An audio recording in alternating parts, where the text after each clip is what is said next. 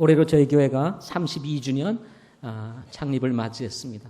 1부 예배 드리고 오늘 2부 예배 드리는데 우리가 35주년, 40주년 이렇게 이제 그 횟수가 되는 부분에는 저희들이 특별히 이렇게 준비를 하기로 하고 32, 31일 때는 저희들이 그냥 평범하게 자연스럽게 우리 교회 성도들이 이웃을 초청해서 우리 창립 예배를 드리자 이렇게 했습니다.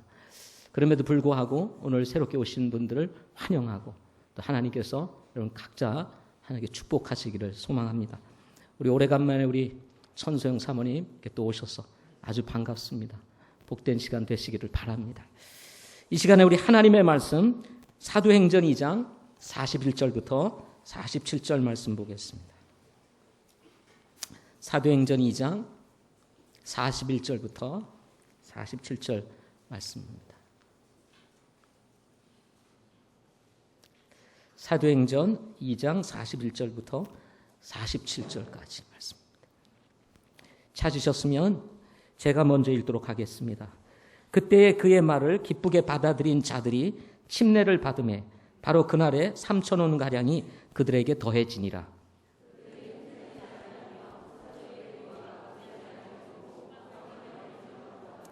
모든 혼위에 두려움이 임하고 사도들을 통하여 많은 이적들과 표적들이 일어나더라.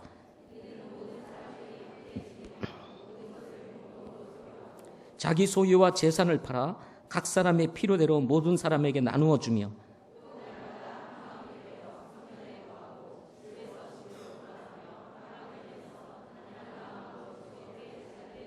같이 읽겠습니다. 하나님을 찬양하며 온 백성에게 호감을 얻으니 주께서 구원받아야 할 자들을 날마다 교회에 더하시니라. 아멘. 기도하시겠습니다.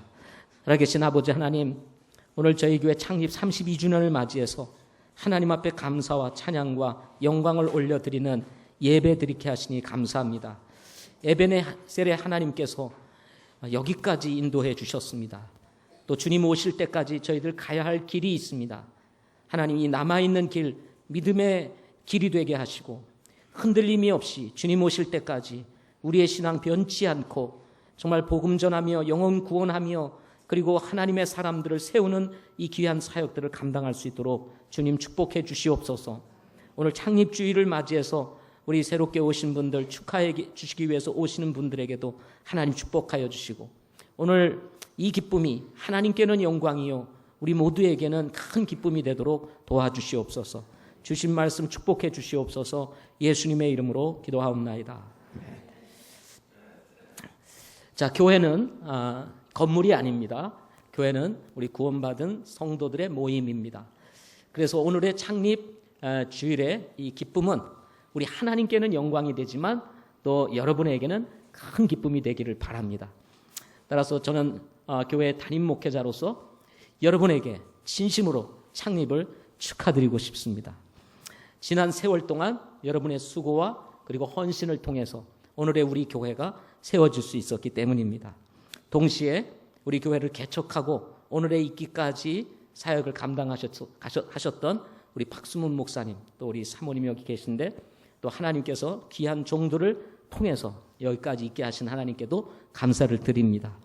또 초기 사역부터 또 지금까지 변함없이 우리 믿음의 자리를 지키며 주님을 섬겨온 우리 사랑하는 우리 성도들 하나님께서 축복하시기를 원하고요. 또 최근에 또 새롭게 더해져서 교회를 나오고 있는 우리 사랑하는 우리 새 가족들 또 새 영혼들 우리 하나님께서도 축복하시기를 바라고 또 이제 최근에 오신 분들을 통해서 앞으로 우리 교회의 역사를 계속해서 이어갈 수 있기를 소망합니다. 자, 오늘 말씀의 제목은 교회를 교회되게 하려면 이라고 하는 제목으로 오늘 같이 하나님 말씀을 듣도록 이렇게 하겠습니다. 우리가 사는 세상에서 가장 기쁘고 즐거운 사건이 있다면 그것은 자녀의 출생일 것입니다. 저는 최근 우리 교회 안에서 결혼한 부부들이 얼마나 진지하게 아이들을 두고 고민하고 있는지를 알고 있습니다. 과거에는 아이를 낳는 것이 많아서인지 몰라도 자녀가 그렇게 소중하다는 생각을 진지하게 하지 아니하고 살았던 것 같습니다. 먹고 살기도 바빴고 그리고 자녀가 어떻게 키우는지 사실 돌아볼 여유조차 없이 그렇게 살았던 시절이었던 것 같습니다. 한 집에 자녀들이 적게는 4명, 5명, 많게는 9명, 12명까지 있었으니 그 중에 한 사람이 사라져도 별로 감각이 없었던 시기였던 것 같습니다. 저희 집에도 원래는 우리 형제가 5이었습니다. 맨 위에 누님이 과거 이 6.25 이후에 태어나서 전염병으로 세상을 떠났다고 합니다. 한 집에 보면 과거에 우리 6.25 세대를 거쳐서 이렇게 오신 분들을 보면 한 사람 이상은 이렇게 가족들이 세상을 떠나거나 이렇게 사고로 또는 병으로 이렇게 떠난 그런 경우들을 많이 듣게 됩니다. 저희 집사람도 얘기를 들어보니까 원래는 지금 현재 5남매인데 원래 하나가 더 있었다고 합니다. 근데 시골에서는 목욕을 시키기 위해서 또는 이렇게 늘 이렇게 겨울에 물을 사용하기 위해서 가마솥에다가 이렇게 물을 데워놓고 있지 않았습니까? 그런데 아침에 이렇게 그 세수도 하고 막 이래야 되기 때문에 이 가마솥에 물을 펄펄 끓여놓고 열어놓고 이제 이렇게 뭐 물을 사용하다가 그만 한 아이가 그 가마솥에 빠졌다고 합니다. 그래서 그만 화상을 입고 결국 세상을 떠났다고 합니다. 그러니까 이렇게 크고 작은 사건으로 인해서 보면 한 집안의 아이들이 한 명씩은 이렇게 미리 세상을 떠나는 이런 일들이 과거에는 참 많았던 것 같습니다. 그러나 지금은 과거와 달리 많이 낳아야 2명. 우리 교회는 좀 예외입니다. 그러니까 이거 우리 교회로 생각하지 마시고 많이 낳아야 2명. 그렇지 않으면 대부분 1명의 자녀를 두는 추세라고 할 수가 있습니다. 그래서 그런지 과거보다는 아이들에 대해서 부모들이 더 집착하는 것 같은 마음이 듭니다. 제가 어렸을 때는 생일이라는 개념이 그렇게 크지가 않았습니다. 부모님이 생각나면 미역국 한번 끓여주는 게 전부였고 뭐 케이크라고 하는 것은 뭐 거의 생각을 하지 못하고 살았습니다. 그러나 지금은 달라졌습니다. 아이들의 생일을 맞으면 뭐 케이크는 뭐 이건 기본이고 친구들을 초청해서 레스토랑이나 애슐리 같은 데 가가지고 파티를 연다고 합니다. 그러니 지금 많은 이렇게 변화들이 찾아오고 있는 것 같습니다. 이렇게 자녀가 크게 생각되는 분위기가 되다 보니 이제는 부모들이 집을 살 때도 자녀들의 허락을 받고 너희들 어떻게 생각하냐? 좋아요. 그러면 사고. 또 차도 구입할 때는 자, 이 차를 구입하려고 하는데 어떻게 생각하느냐? 아이들이 싫어요. 그러면 다른 거 바꾸고. 아니면 또 좋다 그러면 사는. 이렇게 아이들을 중심으로 해서 모든 것이 이루어지고 있는 그런 시대라고 할 수가 있습니다. 교회를 나오는 것도 마찬가지입니다. 새롭게 우리 교회를 찾아서 이렇게 나오시는 분들을 보게 되면 자녀들이 있는 가족들 경우에 아이들이 좋다고 하면은 교회에 부모님들이 자신의 생각과 상관없이 아이들이 좋아서 머무는 경우가 많다고 합니다. 참으로 방정환 선생님이 살아계시면 참 기뻐하시는 그런 시대가 아닐까 이렇게 생각을 해봅니다. 그러나 이보다 더 기쁘고 즐거운 시간이 있다면 사건이 있다면 그것은 하나님을 떠나 살던 죄인이 하나님께로 돌아와 예수님을 믿고 구원을 받아 죄사함을 받고 하나님의 자녀로 거듭나는 것입니다. 태어나는 것입니다.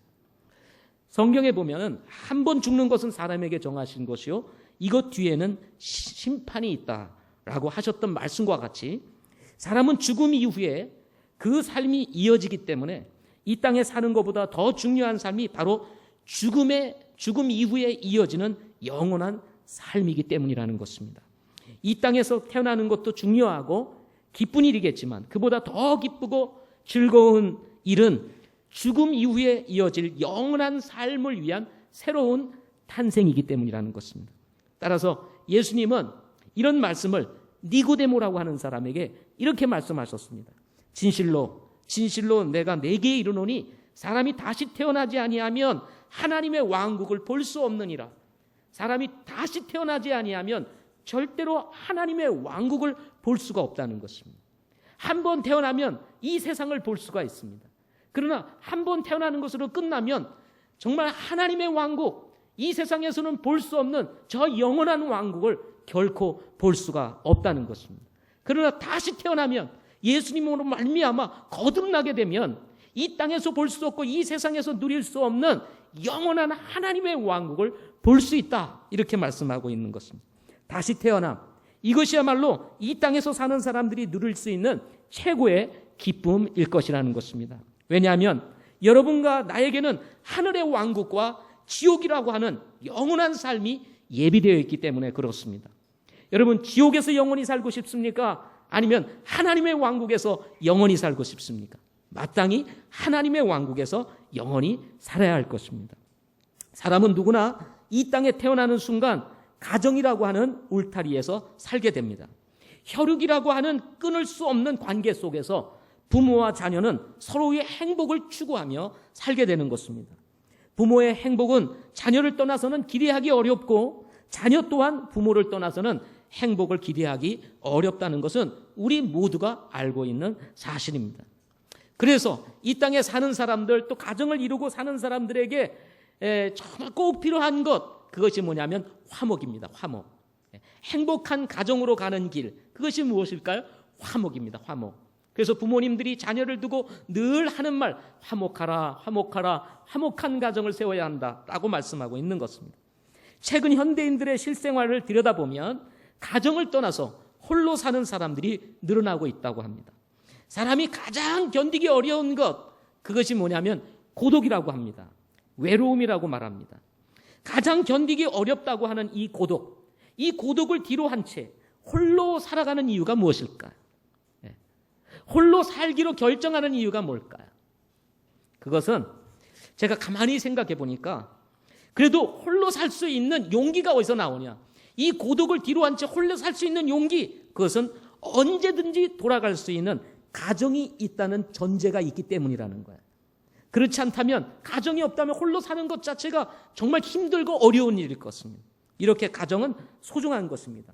그럼에도 불구하고 가정은 잠시 우리가 이 땅을 사는 동안만 머물 수 있는 한계를 가지고 있다는 것입니다. 이 한계는 이별이라는 고통으로 다가오게 되고, 이별의 고통은 지옥이라고 하는 영원한 고통으로 이어진다고 하는 것이 성경의 가르침인 것입니다. 하나님은 인간을 사랑하십니다. 저와 여러분을 사랑하십니다. 그래서 이런 이별을 막고 피할 수 없는 운명 뒤에 숨겨진 지옥의 고통에서 벗어나 영원한 하나님의 왕국에 들어가서 살 수 있는 기회를 제공하기 위해서 이 땅에 바로 교회를 세우셨던 것입니다. 마태복음 16장 15절부터 19절 말씀에 예수님께서 제자들에게 이렇게 물으셨습니다. 너희는 나를 누구로 아느냐?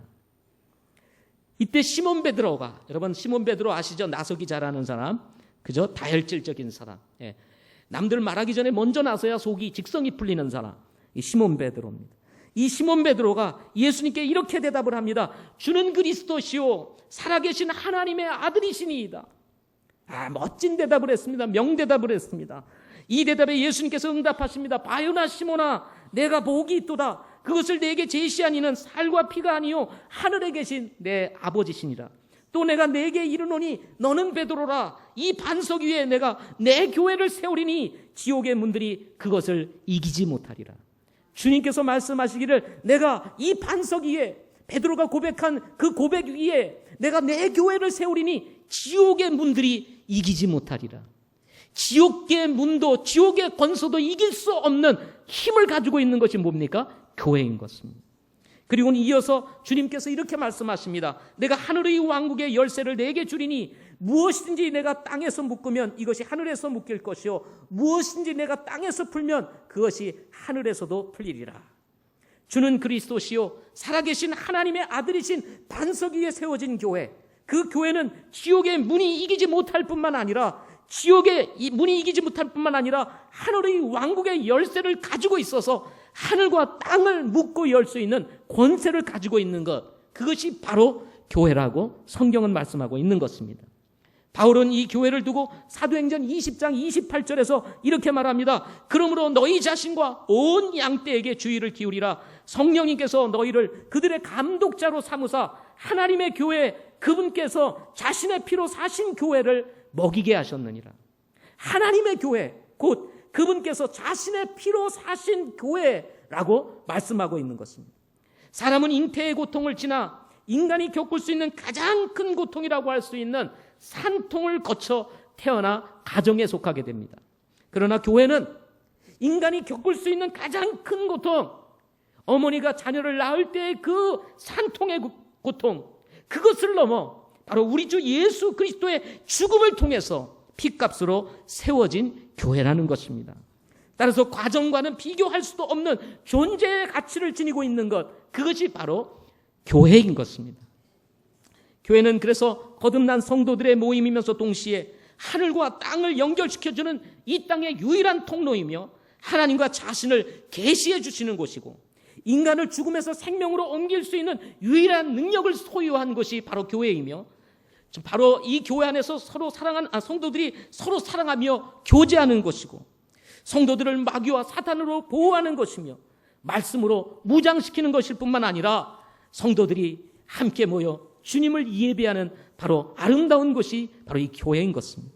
뿐만 아니라 주님께서 이 땅에 살아있는 우리 그리스도인들에게 이 교회에 주신 사명을 쫓아 민족 복음화와 세계 선교를 위하여 일하는 곳, 이 엄청난 비전과 사명을 위해서 나가는 것, 이것이 교회이며 영의 양식을 제공하며 성령 하나님께서 일하시는 곳, 그 위대하신 보이지 아니하시는 성령 하나님께서 일하시는 곳, 그것이 바로 교회라고 하는 것입니다. 이런 교회를 교회되게 하려면 우리가 어떻게 해야 할까요? 마태복음 7장 13절부터 14절에 있는 말씀을 한번 보도록 하겠습니다. 마태복음 7장 13절부터 14절에 있는 말씀입니다.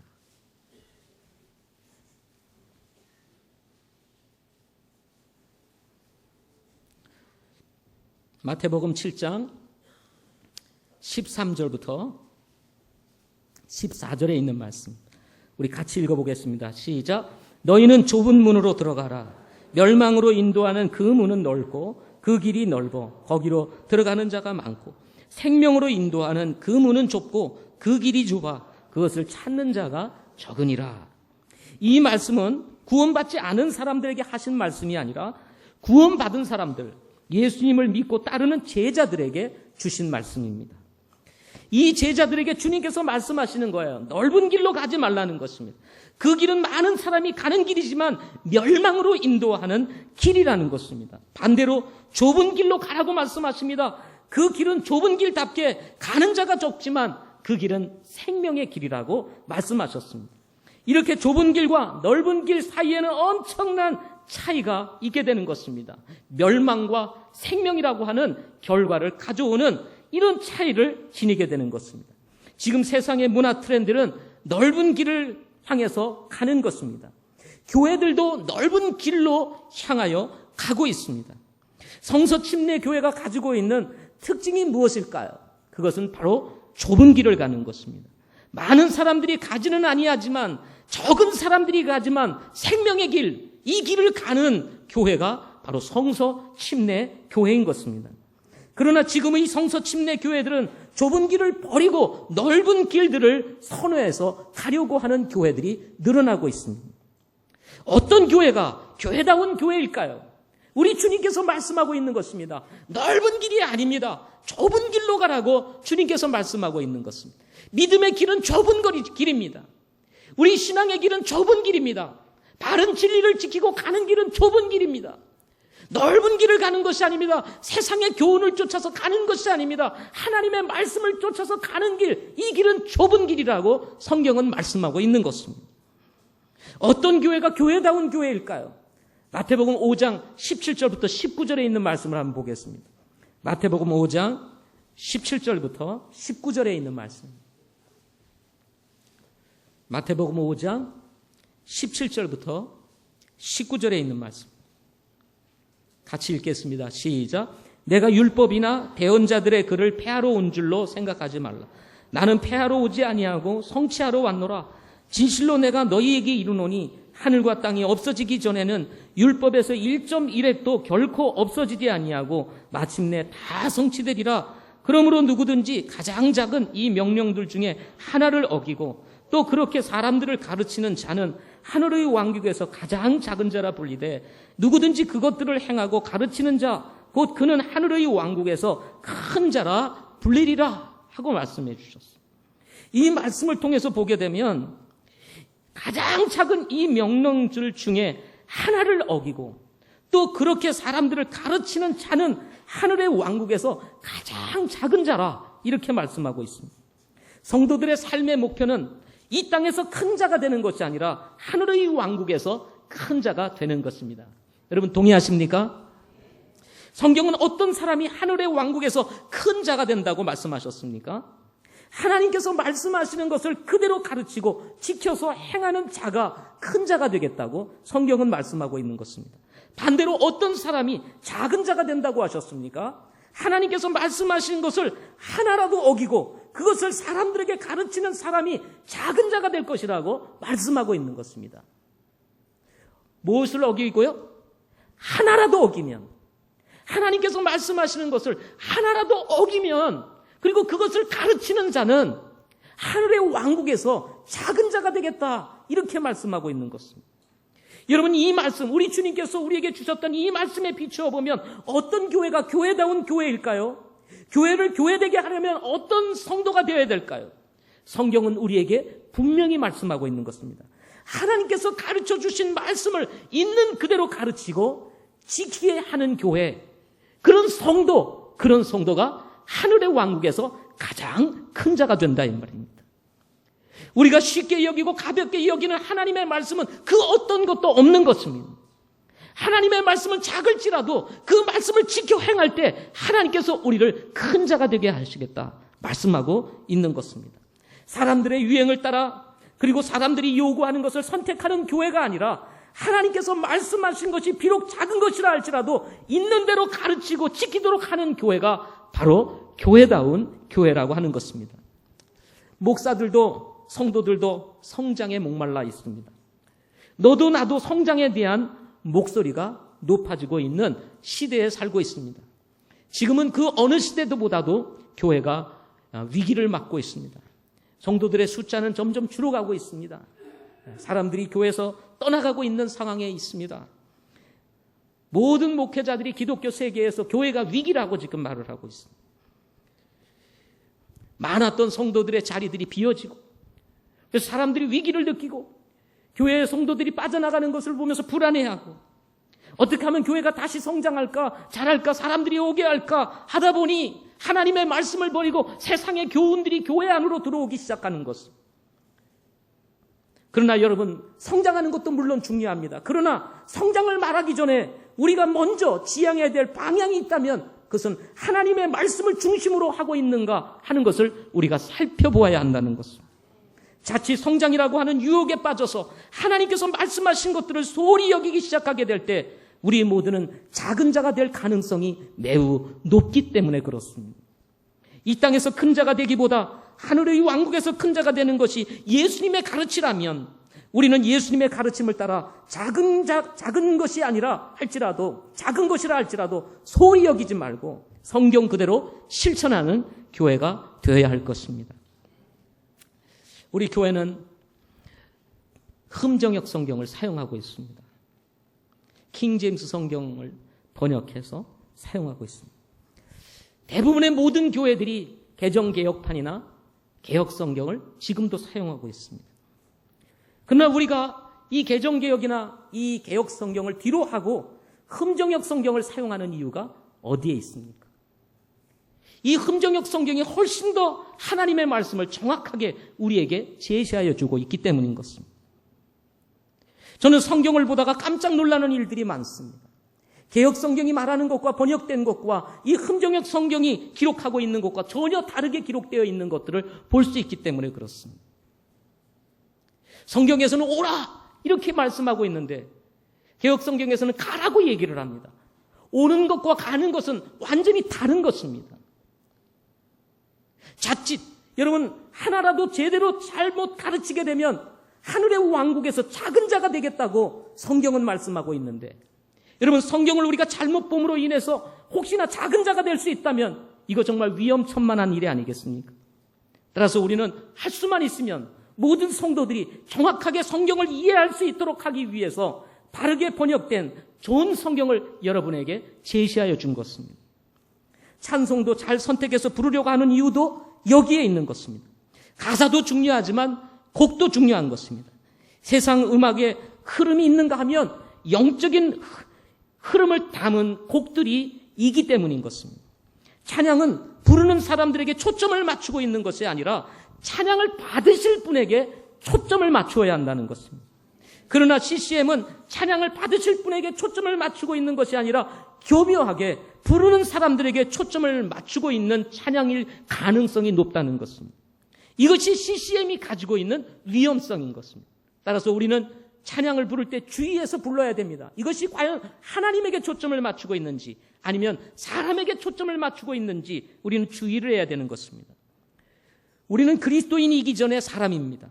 따라서 예수님을 믿고 난 후에 우리의 삶이 바르게 변하지 않는다면 사람들은 결코 우리의 그리스도인됨을 인정하지 않을 것이라는 것입니다. 구원은 은혜로 받는 것이 분명합니다. 이것은 변하지 않는 진리입니다. 그러나 변화의 열매가 따르지 않는다면 아무도 우리가 그리스도인이라는 사실을 인정하지 않을 것이라는 것입니다. 오히려 그리스도인이라고 불리우는 것이 우리 주님의 이름을 부끄럽게 만드는 결과를 남길 수 있다는 사실을 우리는 명심해야 합니다. 예수님을 믿으면서도 인격적이지 않은 분들이 너무 많아요. 교회를 다닌다고 하는데 사람 같지 않은 사람이 너무 많습니다. 교회에 대해서는 그렇게 충성을 한다고 얘기를 하는데 사는 삶의 모습을 보면은 정 그리스도인이 아닌 사람들이 있다는 것입니다. 성경은 말하면서 인격은 그리스도인의 모습이 아닐 때 이것은 기독교 세계의 치명적인 결과를 가져올 수 있다는 사실을 여러분 우리는 기억해야 합니다. 따라서 교리도 성경적이어야 하지만 인격도 성경적이어야 한다는 사실을 우리는 꼭 기억해야 하는 것입니다. 우리 교회는 성서 침례 교회입니다. 맞습니까? 자, 여러분 저를 한번 따라서 해보시죠. 나는 성서 침례 교회인이다. 여러분 성서 침례 교인이 되는 것이 부끄럽다면 사실 우리 교회에 나올 이유가 없습니다. 우리는 성서 침례 교회예요. 성서 침례 교인으로서 자부심이 없이 여러분 우리의 교회에 나온들 무슨 의미가 있겠습니까? 수많은 교회들이 있지만 그 중에서도 우리는 성경을 최고의 권위로 삼은 교회를 표방하고 있습니다. 그럼에도 불구하고 우리가 성경적인 사고와 성경적인 인격을 가지지 못한다면 성서 침례 교회라고 하는 이름은 그 가치를 전혀 드러내지 못할 것이라는 것입니다. 따라서 여러분이 밖에 나가서 행동할 때 정말 우리 구원받은 우리 성도들이 우리 큰빛 가족들이 저 세상에 나가서 살아갈 때에 여러분들이 어떻게 말을 하고 어떻게 행동하느냐는 우리 성서 침례 교회가 어떤 교회인가를 알리는 것과 똑같다는 것입니다. 교회다운 교회, 교회를 교회되게 하기 위해서는 우리가 어떤 성도가 되어야 될까요? 비록 연약함으로 인해서 넘어짐이 있다 할지라도 우리의 영적인 스피릿은 하나님의 말씀을 있는 그대로 실천하는 성도가 되어야 한다는 것입니다. 지금의 교회들이 어떻게 하고 있느냐가 기준이 아닙니다. 한국에 있는 수많은 교회들이 하고 있는 그런 모습이 우리의 기준이 아닙니다. 우리의 기준은 바로 하나님의 말씀인 것입니다. 다른 교회들이 어떻게 하느냐가 중요한 것이 아닙니다. 보편적인 교회들이 어떻게 하느냐가 중요한 것이 아니라 성경이 뭐라고 말하느냐 하는 것이 중요하다는 것입니다. 왜냐하면 오늘 말씀처럼 하나라도 어기고 그것을 가르치게 되면 하늘의 왕국에서 작은 자가 될 것이라고 성경은 말하고 있기 때문에 그렇습니다. 우리가 복음을 전하는 것도 중요합니다. 그리스도 안에서 아름답게 교제하는 것도 중요합니다. 섬기는 것도 중요합니다. 그러나 하나님의 말씀을 왜곡해서는 안 된다는 것입니다. 따라서 우리는 성경대로 세례가 아니라 침례를 베푸는 것입니다. 제가 이런 말씀을 여러분들에게 드리는 것은 누구를 비난하고자 하는 것이 아닙니다. 성경이 뭐라고 하느냐 이것을 여러분에게 말씀드리고 싶은 것입니다. 수많은 교회들이 세례를 행하고 있습니다. 그러나 그것은 성경의 가르침이 아닙니다. 편할 수는 있습니다. 쉽게 접근할 수는 있습니다. 침례는 불편합니다. 그렇지만 불편함이냐 편함이냐가 중요한 것이 아니라 성경이 뭐라고 말하느냐가 중요한 것입니다. 우리는 여러분이 아시다시피 주기도문을 하지 않습니다. 왜냐하면 예수님께서 가르쳐 주신 기도는 예배 때 외우라고 우리에게 주신 것이 아니라 기도의 방법을 가르쳐 주신 것이라고 믿기 때문인 것입니다. 따라서 의미 없이 그것을 반복해서 외우는 것은 이것은 하나님께서 우리 주님께서 가르쳐 주신 기도의 의미가 아니라고 믿고 있기 때문에 그렇습니다. 우리는 사도신경을 외우지 않습니다. 왜냐하면 사도신경은 성경적인 오류가 있다고 믿기 때문인 것입니다. 대부분의 많은 교회들이 사도신경을 외웁니다. 예배 때에. 그러나 우리 교회는 사도신경을 하지 않습니다. 그래서 이것 때문에 불편해하시는 분들이 있어요. 그러나 여러분, 사도신경 안에는 성경적인 오류가 있다는 것입니다. 하나라도 어기고 그것을 가르치면 하늘의 왕국에서 작은 자가 될 것이라고 성경은 말씀하고 있습니다. 잘못된 것을 모든 교회들이 다 한다고 해서 우리가 외울 수는 없는 것입니다. 그것을 신앙의 고백이라고 우리가 고백할 수는 없다는 것입니다. 예수님은 빌라도에게 고난을 당하신 것이 아니라 우리의 죄 때문에 고난당하셨습니다. 그분은 우리를 구원하시기 위해서 십자가에 달려 돌아가신 것입니다. 빌라도에게 고난을 받아서 그분이 고난을 받고 십자가에 돌아가신 것이 아닙니다. 우리의 죄 때문에 우리를 죄에서 구원하시기 위해서 그분이 고난당하시고 돌아가신 것입니다. 거룩한 공예와 라고 얘기를 하는데, 이 거룩한 공예라는 것은 로마 캐토릭을 말하는 것입니다. 그런데 수많은 교회 성도들이 로마 캐토릭을 믿겠다고 계속 고백하며 지금 신앙 고백을 하고 있습니다. 우리는 로마 캐토릭을 믿는 것이 아닙니다. 우리는 더 처치, 주님께서 세우신 교회를 믿는 것입니다. 따라서 고백할 수가 없는 거예요. 그것은 우리의 신앙과 다르기 때문에 그렇습니다. 성도와 교통하며 라고 얘기를 합니다. 여기서 말하는 이 성도와의 교통함은 성호 칭호를 받은 죽은 성도들과 교통할 수 있다라고 하는 천주교의 교리를 담은 내용인 것입니다. 따라서 이런 잘못된 오류가 있는 사도신경을 우리는 예배 때마다 성도들의 입술을 통해서, 거듭난 성도들의 입술을 통해서 고백할 수가 없다는 것입니다. 우리는 축도를 하지 않습니다. 왜냐하면 안수받은 목사님만이 축도를 할 수 있는 권한을 가지고 있다고 하는 가르침이 성경적이지 않기 때문에 그렇습니다.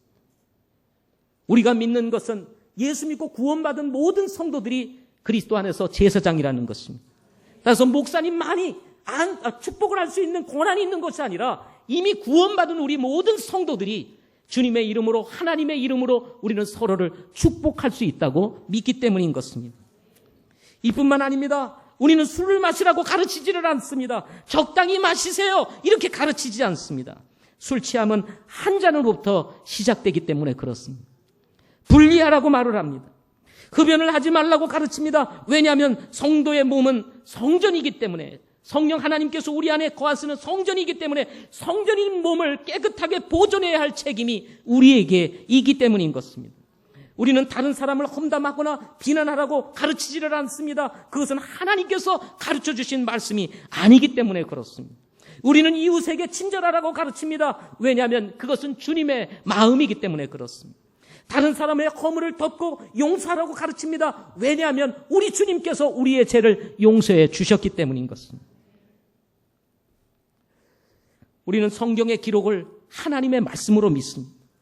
창세기로부터 계시록까지 66권에 담겨져 있는 모든 하나님의 말씀들은 결코 빼놓을 수 없는 진리이며 우리가 우리의 삶에서 지켜야 할 말씀이라고 하는 것입니다. 교회다운 교회, 어떤 교회일까요?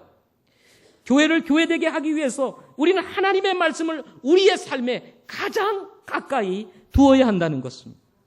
예루살렘 교회는 이렇게 하나님의 말씀을 있는 그대로 가르치고 실천하는 교회였습니다.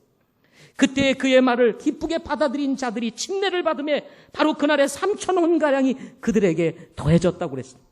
예루살렘 교회는 분명하고 선명한 복음을 선포했던 교회입니다. 예루살렘 교회는 하나님의 말씀대로, 주님의 말씀대로 침례를 베풀었던 성경적인 교회였습니다. 그들이 흔들리지 아니하며 사도들의 교리와 교제 안에 머물며 땅을 떼며 기도했다고 말씀을 했습니다. 그들의 믿음은 흔들리지 않았습니다. 타협하지 않았습니다. 변질되지 않았습니다. 사도들의 교리와 교제 안에 머물며 주의 만찬을 하며 기도했던 교회, 그 교회가 어떤 교회였습니까? 예루살렘 교회였던 것입니다.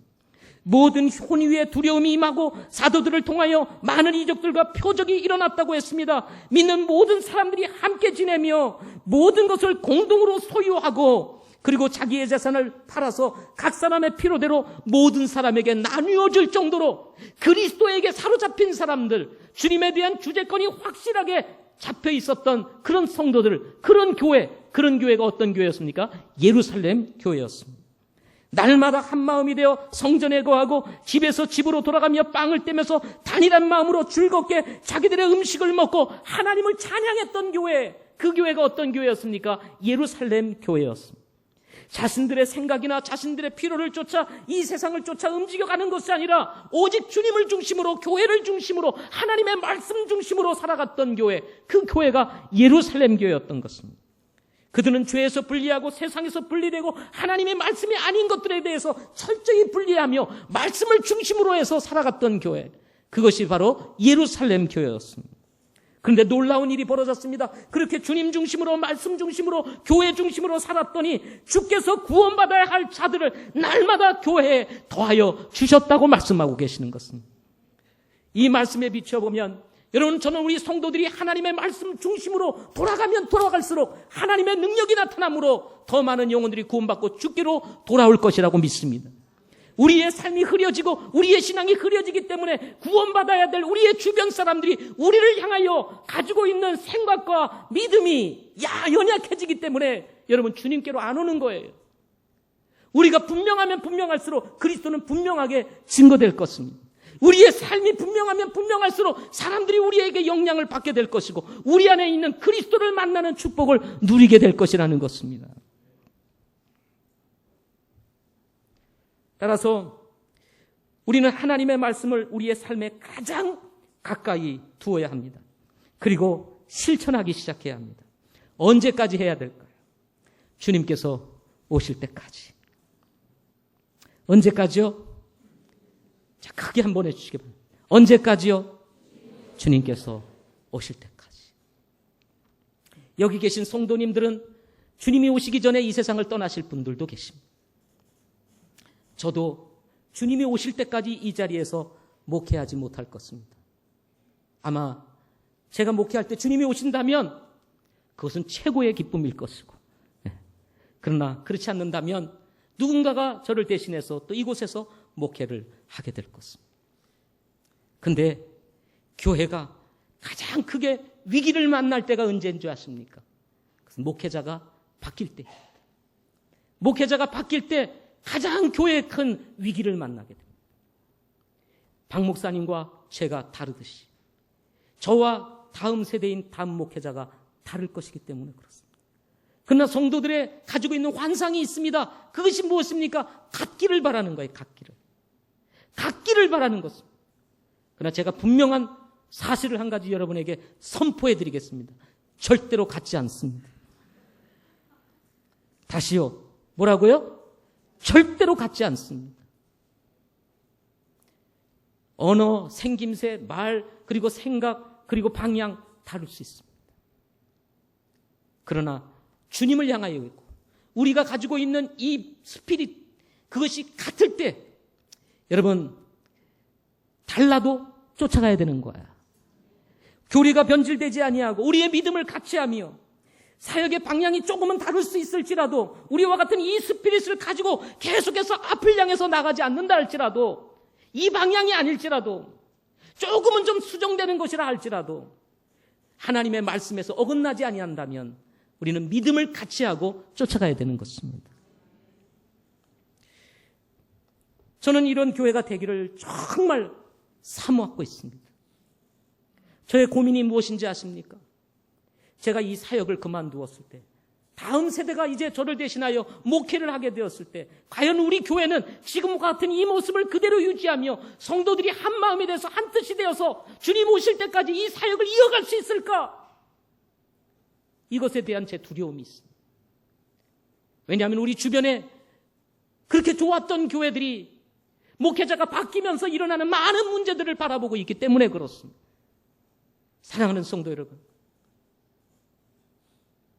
주님의 마음을 가질 수 있다면, 하나님의 마음을 가질 수 있다면 우리 교회는 32년이 아니라 320년이 된다 할지라도 변질되지 않은 이 말씀을 중심으로 해서 교회가 계속해서 나아갈 수 있다고 저는 믿습니다.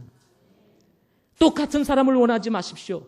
성경적이고 우리와 같은 신앙이 분명하다면 받아들이고 이해하면서 함께 나아가는 큰 빛 성도들이 되시기를 바랍니다. 절대로 똑같은 사람은 없습니다.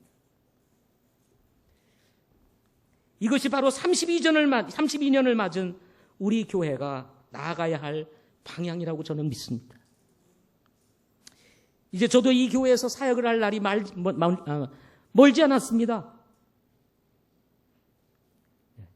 세월이 이렇게 빨리 지나갑니다. 1년 1년이 얼마나 빨리 지나가는지 몰라요.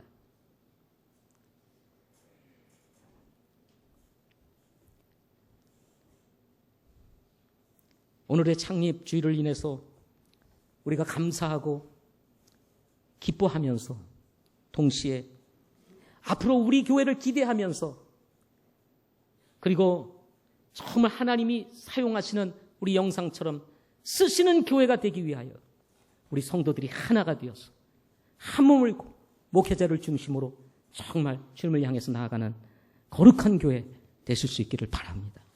기도하겠습니다.